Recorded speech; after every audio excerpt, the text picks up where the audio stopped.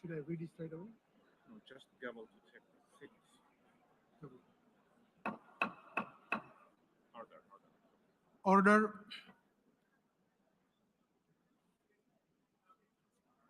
The plenary meeting, the 10th plenary meeting of the General Assembly is called to order.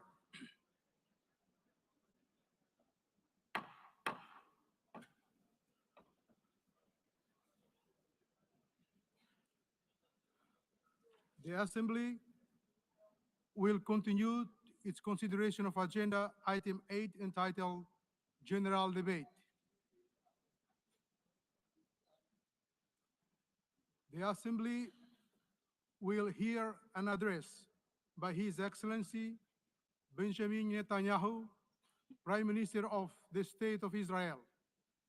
I request protocol to escort His Excellency and invite him to address the Assembly.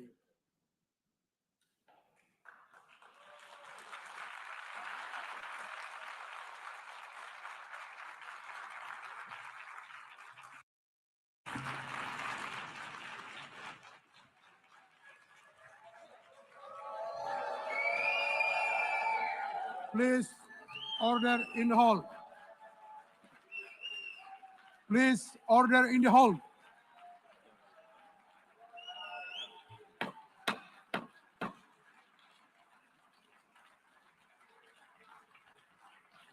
Please, order in the hall.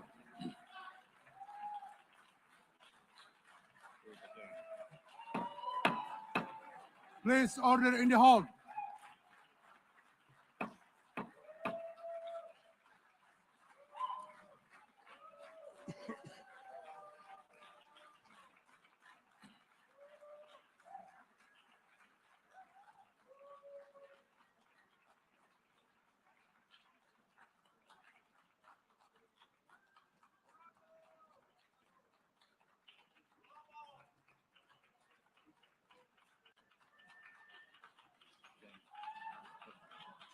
Please order in the hall and please be seated.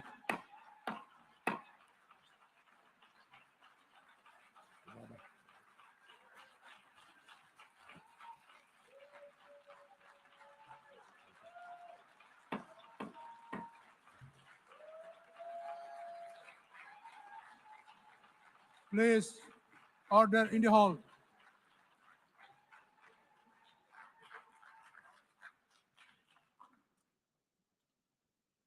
Mr. President, the families of our dear hostages languishing in the dungeons of Gaza, ladies and gentlemen, last year, I stood at this podium and I showed this map, It shows the curse of Iran's terror axis. This axis threatened the peace of the entire world. It threatened the stability of our region and the very existence of my country, Israel. Iran was rapidly developing a massive nuclear weapons program and a massive ballistic missile program. These were meant not only to destroy Israel, they were meant also to threaten the United States and blackmail nations everywhere. From Gaza, Yahya Sinwar dispatched waves of Hamas terrorists. They stormed into Israel on October 7th and committed acts of unspeakable savagery. From Lebanon, Hassan Nasrallah had launched thousands of missiles and rockets at our cities, terrorizing our citizens. In Syria, the murderous dictator Assad hosted Iran's forces, tightening a noose of death around our throats. In Yemen, the Houthis launched ballistic missiles at Israel while choking global trade at the mouth of the Red Sea. So what's happened over the past year? We've hammered the Houthis, including yesterday. We crushed the bulk of Hamas's terror machine. We crippled Hezbollah, taking out most of its leaders and much of its weapons arsenal. You remember those beepers, the pagers? We paged Hezbollah. And believe me, they got the message. And thousands of terrorists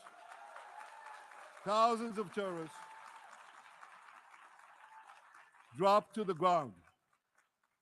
We destroyed Assad's armaments in Syria. We deterred Iran's Shiite militias in Iraq.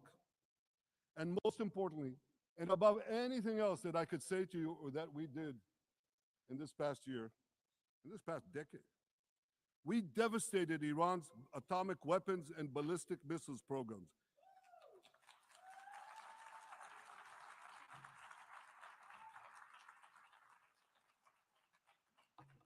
So here's where things stand today. Half the Houthi leadership in Yemen, gone. Yahya Sinwar in Gaza, gone. Hassan Nasrallah in Lebanon, gone. The Assad regime in Syria, gone. Those militias in Iraq, well, they're still deterred. And their leaders, if they attack Israel, will also be gone. And for Iran's top military commanders and its top atomic bomb scientists, well, they're gone too.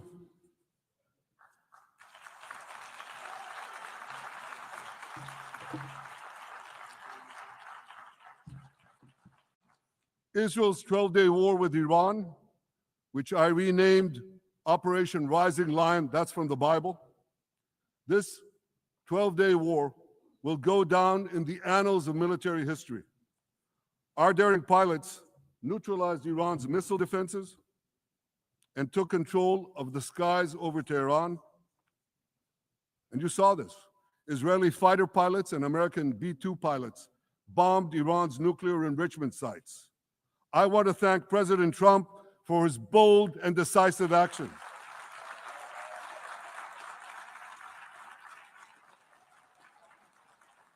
President Trump and I promised to prevent Iran from developing nuclear weapons, and we delivered on that promise.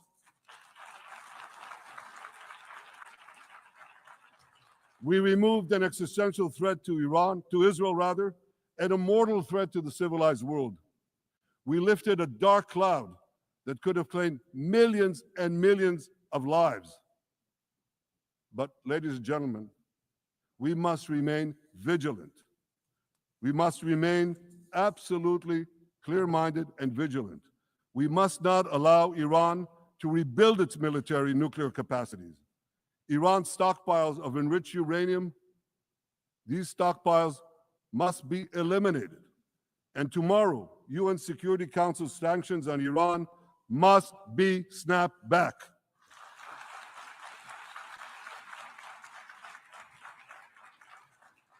Thanks to the resolve of our people, the courage of our soldiers, and the bold decisions we took, Israel rebounded from its darkest day to deliver one of the most stunning military comebacks in history.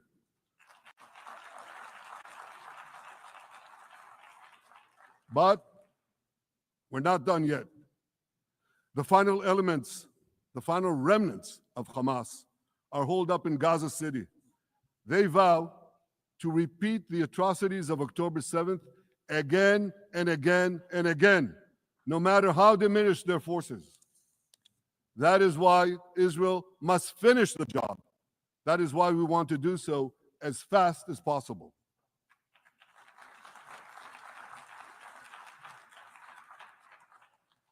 Ladies and gentlemen, much of the world no longer remembers October 7th, but we remember. Israel remembers October 7th. On that day, well, I'll tell you, you can remember October 7th too.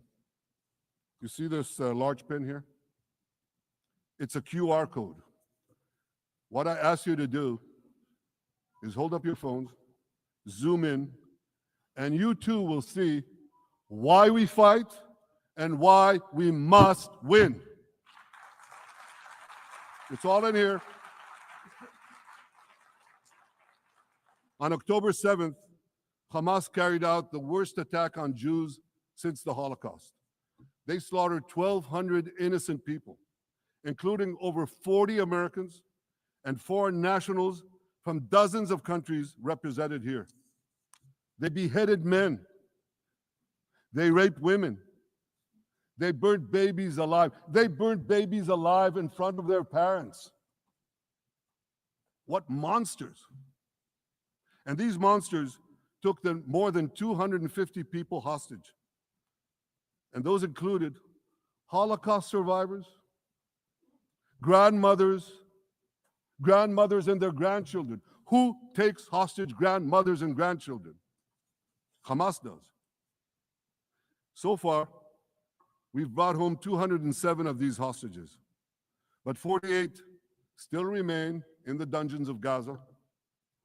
20 of them are alive, starved, tortured, deprived of any daylight, deprived of humanity.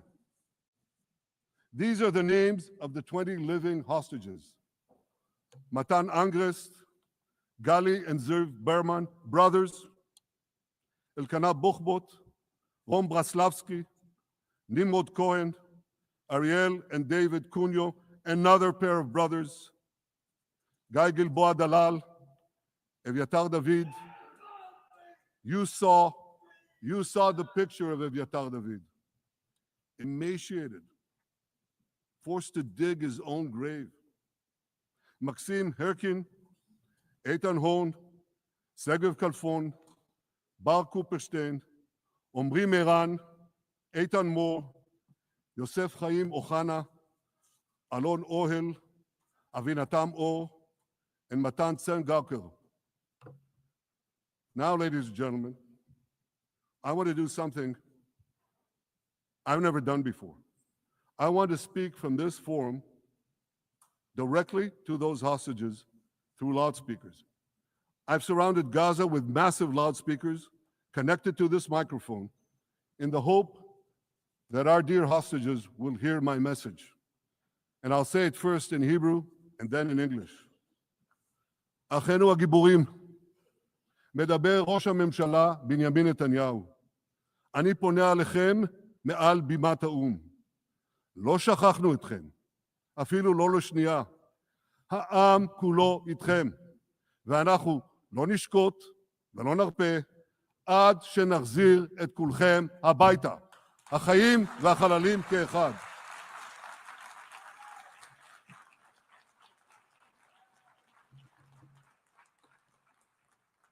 Our brave heroes. This is Prime Minister Netanyahu speaking to you live from the United Nations. We have not forgotten you, not even for a second. The people of Israel are with you. We will not falter and we will not rest until we bring all of you home.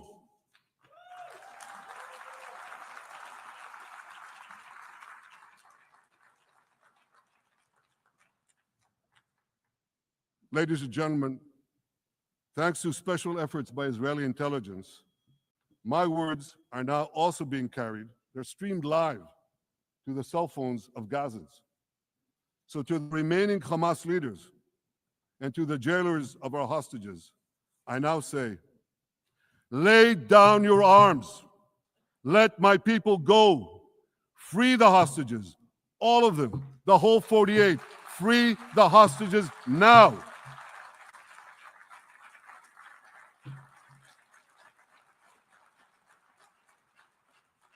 If you do, you will live. If you don't, Israel will hunt you down.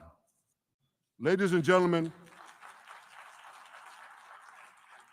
if Hamas agrees to our demands, the war could end right now. Gaza would be demilitarized, Israel would retain overriding security control, and a peaceful civilian authority would be established by Gazans and others committed to peace with Israel. And of course, you understand that the war in Gaza has affected every Israeli. But I'm sure there are people in New York or in London or in Melbourne and elsewhere who are probably thinking, what does all of this have to do with me? And the answer is everything. Because our enemies are your enemies. So let's do something else. So first at the UN, let's do a pop quiz. And raise your hand if you know the answer. Here's the first question. Who shouts death to America? Is it A, Iran, B, Hamas, C, Hezbollah, D, the Houthis, or E, all of the above? All of the above. Correct, all of the above. Second question. Who has murdered Americans and Europeans in cold blood? Is it A, Al-Qaeda, B, Hamas, C, Hezbollah, D, Iran, or E, all of the above? Correct, again. So here's the point I wanted to make. Our enemies hate all of us with equal venom. They want to drag the modern world back to the past, to a dark age of violence, fanaticism, and terror. I think many of you are already feeling in your own societies the radical Islamist surge. You know, I'm sure you do, you know deep down that Israel is fighting your fight. So I want to tell you a secret. Behind closed doors, many of the leaders who publicly condemn us privately thank us.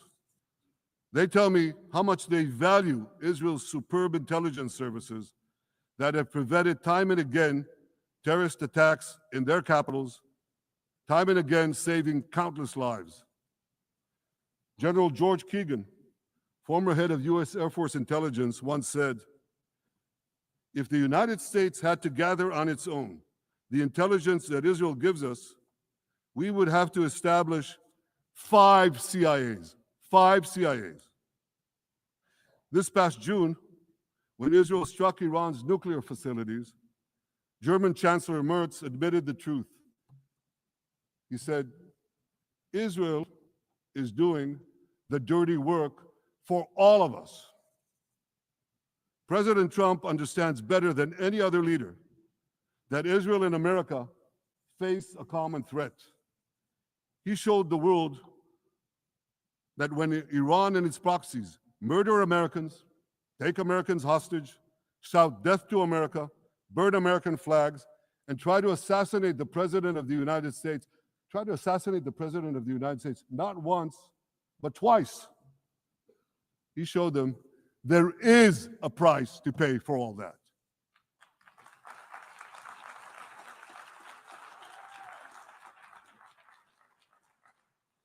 But regrettably, many leaders who are represented in this hall, they send a very different message. Sure, in the days immediately following October 7th, many of them supported Israel. But that support quickly evaporated when Israel did what any self-respecting nation would do in the wake of such a savage attack. We fought back. Now just imagine, just sit back for a second and imagine an attack against America proportioned to the attack against Israel on October 7th. Imagine a regime, a terror regime, dispatching thousands of terrorists to invade the United States. They massacre 40,000 Americans. They take 10,000 Americans hostage. What do you think America would do? You think America would leave that regime standing? You don't think that. No way, not a chance. The United States would wipe out that terror regime and ensure that such savagery would never threaten America again. This is precisely what Israel is doing in Gaza. We're wiping out the terror regime of Hamas and ensuring that this savagery will never threaten Israel again. That's what we are doing. That's what any self-respecting government would do.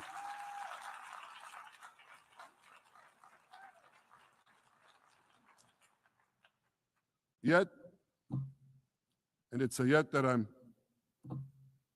sorry to say here, yet over time, many world leaders buckled. They buckled under the pressure of a biased media, radical Islamist constituencies, and anti-Semitic mobs. There's a familiar saying, when the going gets tough, the tough get going. Well, for many countries here, when the going got tough, you caved. And here's the shameful result of that collapse. For much of the past 2 years, Israel has had to fight a seven-front war against barbarism, with many of your nations opposing us. Astoundingly, as we fight the terrorists who murdered many of your citizens, you are fighting us.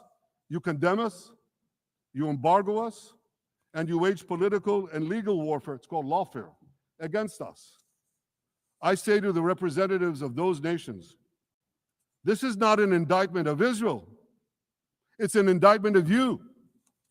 It's an indictment of weak-kneed leaders who appease evil rather than support a nation whose brave soldiers guard you from the barbarians at the gate. They're already penetrating your gates. When will you learn? You can't appease your way out of jihad, and you won't escape the Islamist storm by sacrificing Israel. To overcome that storm, you have to stand with Israel. But that's not what you're doing. As the prophets of Israel foretold in the Bible, you've turned good into evil and evil into good. Now I want to drill down on this. Take the false charge of genocide. Israel is accused of deliberately targeting civilians. Ladies and gentlemen, the opposite is true.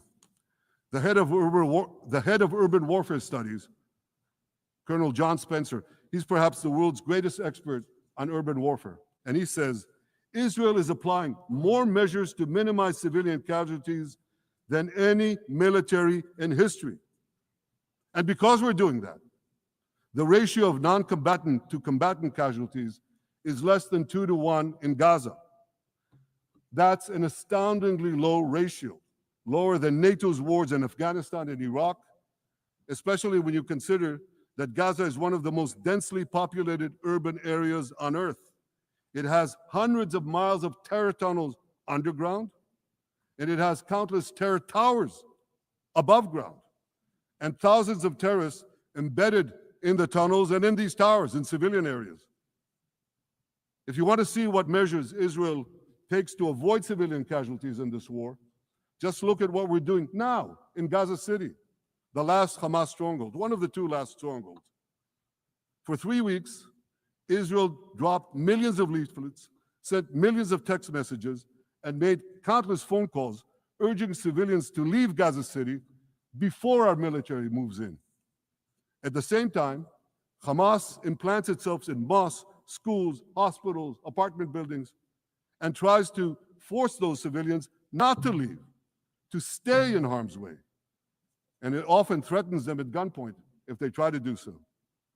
For Israel, every civilian casualty is a tragedy. For Hamas, it's a strategy. Hamas uses civilians as human shields and as props in its sick propaganda war in Israel, against Israel, a propaganda war that the Western media buys hook, line, and sinker. Now, despite Hamas's threats, close to 700,000 Gazans, almost 750,000, have already heeded our calls and moved to safe zones. Now I want to ask you a simple question, a simple, logical question. Would a country committing genocide plead with the civilian population it is supposedly targeting to get out of harm's way? Would we tell them, get out, if we want to commit genocide? We're trying to get them out. And Hamas is trying to keep them in. And this charge is so baseless. The comparison to genocide, wholesale slaughter of populations. What, did the Nazis ask the Jews to leave, kindly leave, go out? Did others, you want me to name all the genocidal leaders of history? Just go one by one. Did anyone do this? Did they say, get out so we can come in? Of course not. So the truth has been turned on its head. Hamas, a genocidal terrorist organization whose charter calls for the murder of all Jews on the planet. This genocidal organization is given a pass. It's barely mentioned. While Israel, which does everything it can to get civilians out of harm's way, Israel is put in the dock. What a joke. You want to hear another one?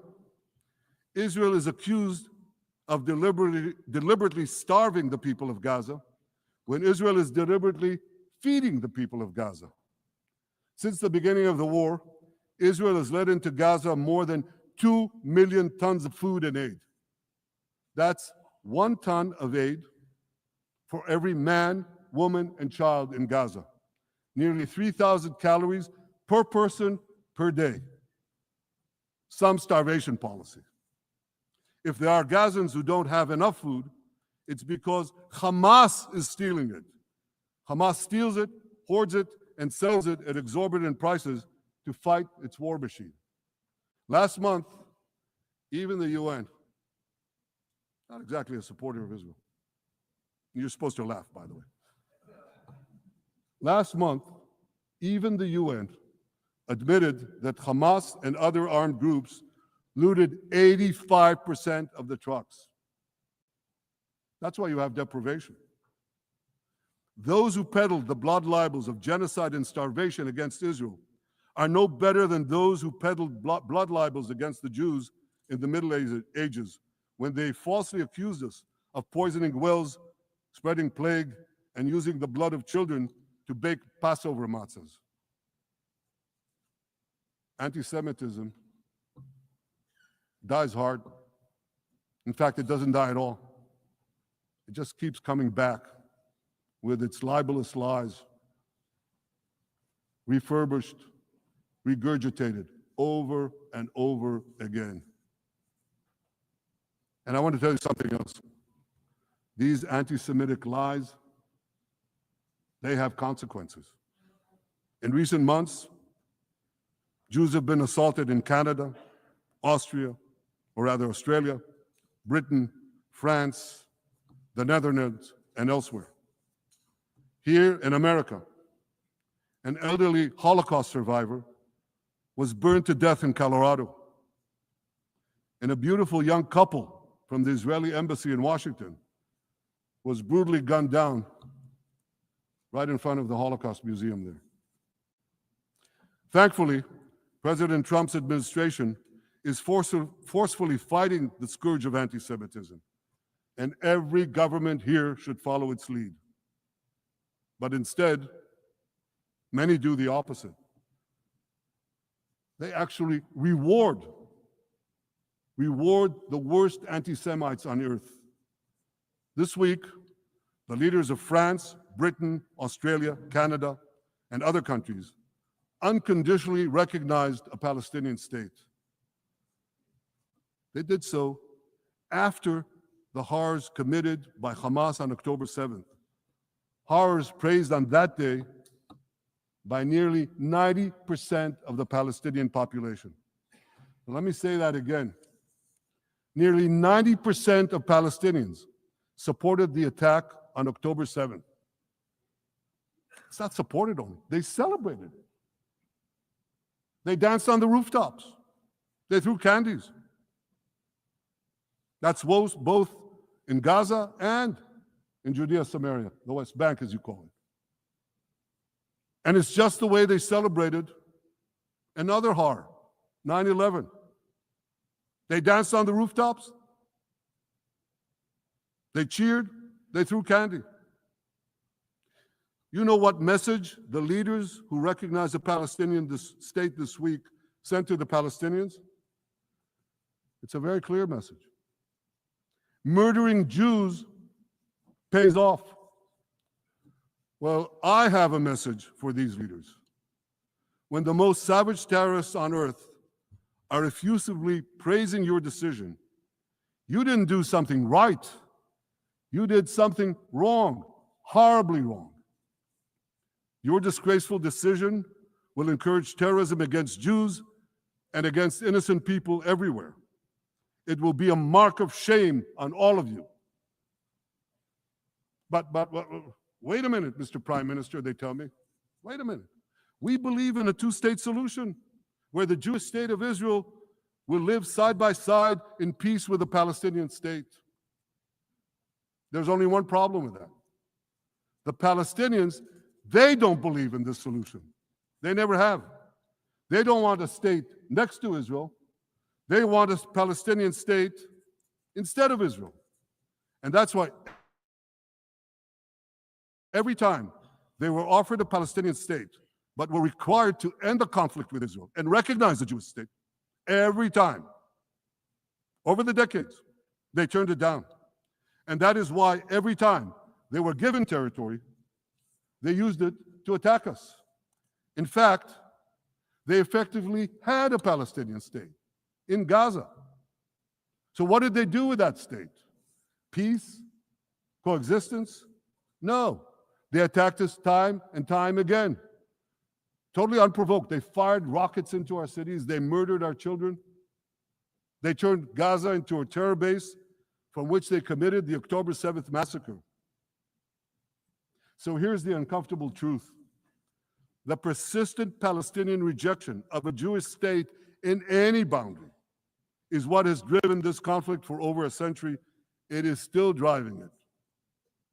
It's not the absence of a Palestinian state. It's the presence and existence of a Jewish state. And I find it amazing that the foreign chancelleries and the ministries and all those who pontificate about this, and the leaders, how can they not see this basic truth when it is repeated again and again and again ad nauseum? And I want to say something else. This rejection of a Jewish state not only applies to Hamas, it also applies to the so-called moderate Palestinian Authority. You should know that the Palestinian authorities pays terrorists to slay Jews. The more Jews the terrorists slay, the more the Palestinian Authority pays. The Palestinian Authority names its government buildings, its public squares, its schools after the mass murderers of Jews, which they glorify as martyrs. They pay and glorify not just the killer of Jews, but also killers of Christians. Christians like Taylor Force, an American veteran who was brutally murdered in Israel by Palestinian terrorists. But, that I hear from the Western leaders. They tell me, the PA promised us it will reform. And I know this time, Prime Minister, it will be different. Yeah, right. We've heard these promises for decades. They always promise. They never deliver. Because you see, the Palestinian Authority is corrupt to the core. They haven't held elections in 20 years. They use the same textbooks as Hamas, exactly the same textbooks. They teach their children to hate Jews and destroy the Jewish state. And Christians don't fare much better. When Bethlehem, the birthplace of Jesus, was under Israeli control, 80% of its residents were Christians. But since the PA took control, that number has dwindled to under 20%. These are the people you want to give a state to? What you're doing is giving the ultimate reward to intolerant fanatics who perpetrated and supported the October 7th massacre. Giving the Palestinians a state 1 mile from Jerusalem after October 7th is like giving Al-Qaeda a state 1 mile from New York City after September 11th. This is sheer madness. It's insane, and we won't do it.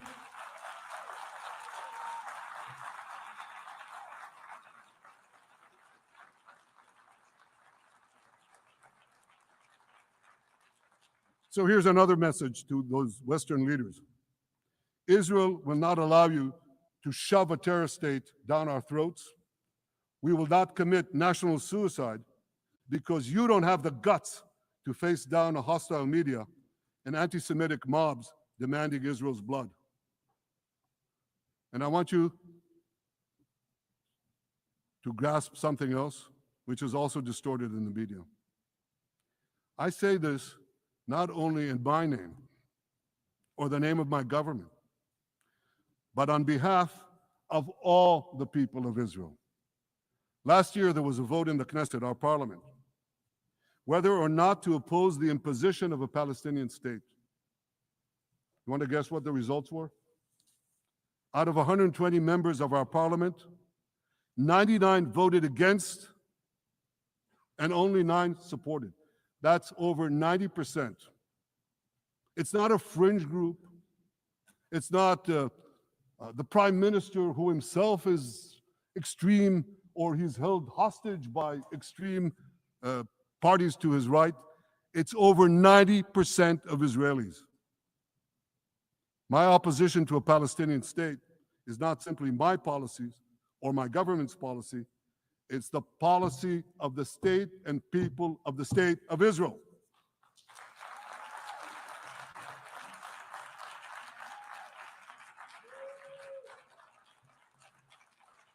Western leaders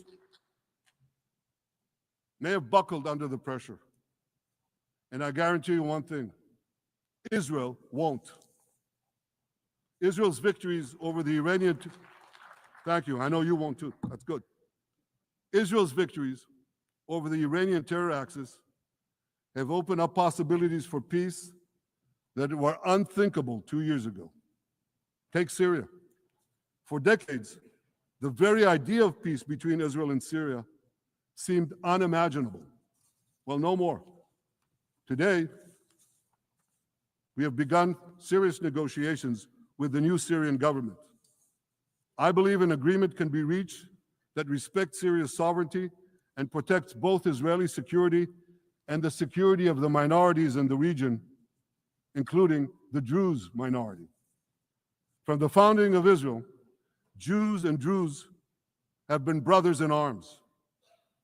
We have fought together, we've bled together, we built our lives together. When I was a young commander in Israel's special forces, my own life was saved by the invaluable advice given to me by a great friend, Salim Shufi, a heroic Druze IDF veteran. And that's why I couldn't sit idly by, nor could Israel sit idly by, while the Druze were being slaughtered by jihadists. And I instructed our forces to stop the massacre, which they promptly did. Peace between Israel and Lebanon is possible as well. I call on the Lebanese government to also begin direct negotiations with Israel. I commend it for its declared aim to disarm Hezbollah, but we need more than words. If Lebanon takes genuine and sustained action to disarm Hezbollah, I'm sure we can achieve a sustainable peace. Of course, until that happens, we will take whatever action we need to defend ourselves and to maintain the conditions of the ceasefire which was established in Lebanon. Our goal is not merely to monitor Hezbollah's actions, but to prevent them from violating the ceasefire and attacking us at any time. But I'm sure that if the Lebanese government persists in its goal of disarming Hezbollah, peace will come very speedily and very readily. Victory over Hezbollah has made peace possible with our two Arab neighbors in the north. Victory over Hamas will make peace possible with nations throughout the Arab and Muslim world. Our victory will lead to a dramatic extension and expansion of the historic Abraham Accords, which President Trump brokered between Arab leaders and myself 5 years ago. And I took note, as I'm sure you did too, of the encouraging words spoken here by the president of Indonesia.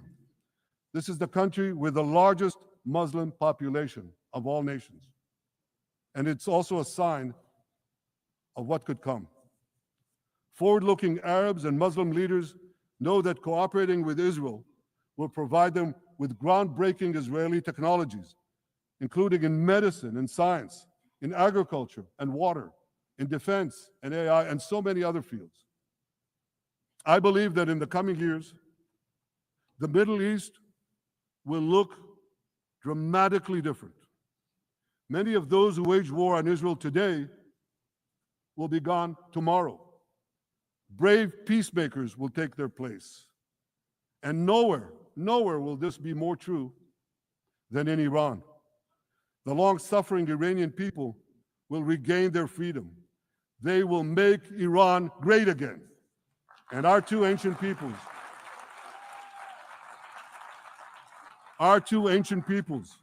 the people of Israel and the people of Iran, will restore a friendship that will benefit the entire world. Ladies and gentlemen, the horrors that happened on one dark day, October 7th, those horrors happened countless times during the centuries of my people's exiles among the nations. Jewish blood was cheap. Jews were killed with impunity. We had to beg others to defend us. The rise of Israel did not mean that the attempts to destroy us would end. It meant that we could fight back against those attempts. And that is exactly what Israel has done since October 7th. Our sons and daughters fought like lions. Our brave soldiers donned their uniforms and rushed into battle. They were armed with the dreams of the 100 generations of Jews who came before them. The dream of living as a free people in the land of Israel, our beloved homeland for more than 3,000 years. The dreams of living in our own independent state. The dream of having an army to defend ourselves. And the dream of being a light unto the nations, a beacon of progress, ingenuity, innovation for the benefit of all humanity. On October 7th, the enemies of Israel tried to extinguish that light. 2 years later, the resolve of Israel and the strength of Israel burned brighter than ever. With God's help, that strength and that resolve would lead us to a speedy victory and to a brilliant future of prosperity and peace. Thank you very much.